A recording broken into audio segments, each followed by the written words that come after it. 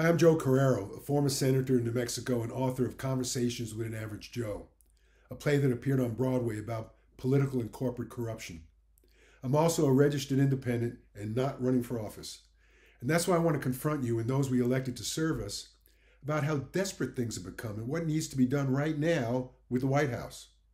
Years ago, I explained in the open border video I did how this invasion of many millions of those illegally entering our country, including over 1 million who purposely escaped undetected, refusing the phones, the shelter, the transportation, gift cards, and possible citizenship we now give to illegal visitors, since they were obviously up to no good, and could very well lead to an all-out internal assault that we don't have the resources to deal with. Since then, most of these people we elected on both sides use the excuse that we need to wait until the next election before anything can be changed when it's already too late now.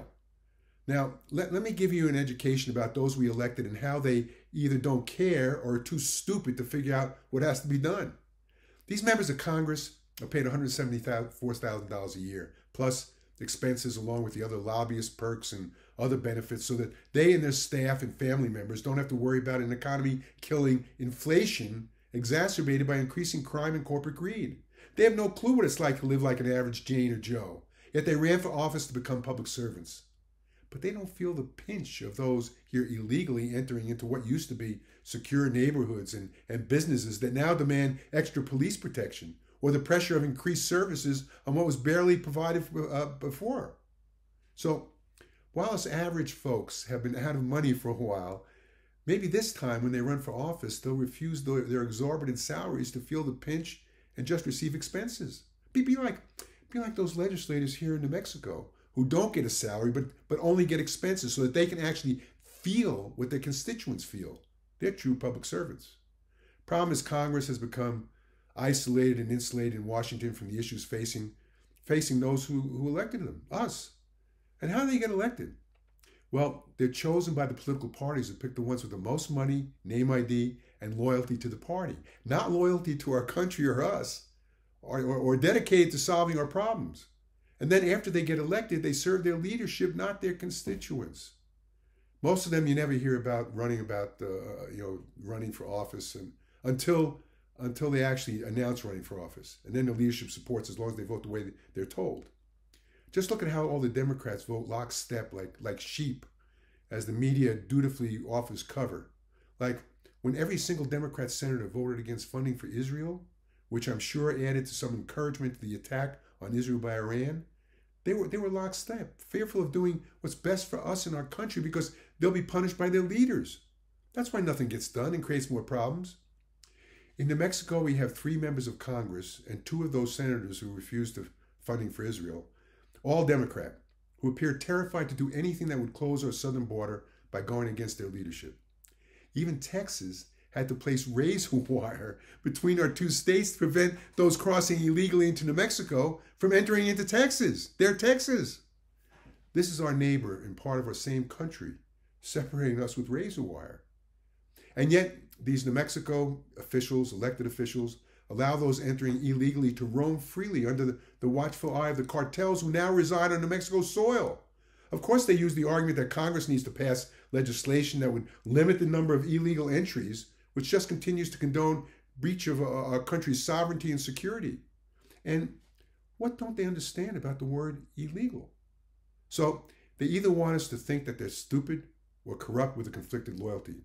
You need to ask these disciples of the Democrat leadership why they're not down at the border right now streaming razor wire to close the wide open access that now makes New Mexico the prime entry point for illegal crossings and the staging ground for sending those, including terrorists and criminals with bad intentions, all around the country, causing the rest of the state's problems with fewer and fewer resources and diminished law enforcement to control the crime. Sex trafficking. Over 100,000 children have disappeared. Fentanyl as the leading cause of death of our youth. These are from the people we elected. And the Republicans aren't much better. They have no courage and looks like they're just as fearful of making the same decisions as they take vacations and allow their infighting to make it seem like that's more important to them than closing the border. And their candidates for office We asked them what they're willing to do besides their wealth, name ID, and sworn allegiance to the party to better represent us.